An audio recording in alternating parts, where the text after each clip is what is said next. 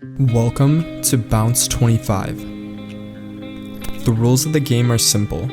There are 2 different colored sets of dice that contain 5 dice. There are also 2 different point squares on one end of the table. The large square is worth 1 point, while the small square inside is worth 3 points. Each player alternates bouncing the dice down the table, over the hinge, and into the point squares. In order for a toss to be counted, the dice needs to be within the point square without touching any of the surrounding lines. Any dice rolled off the table is considered dead and cannot be counted.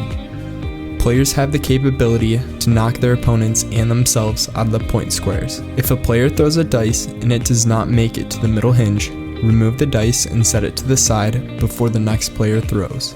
Scoring.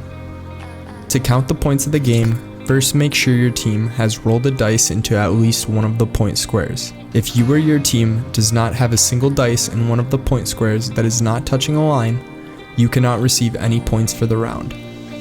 If you do have points within the squares, you can continue counting your score. There are 6 different sets of point groups in one bonus set.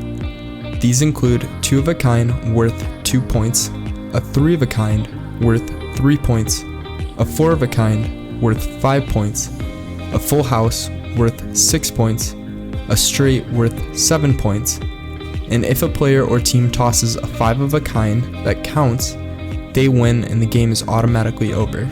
If a player or team rolls all 5 dice that count within the outer or inner point squares, this is considered a bonus set and is worth an extra 3 points.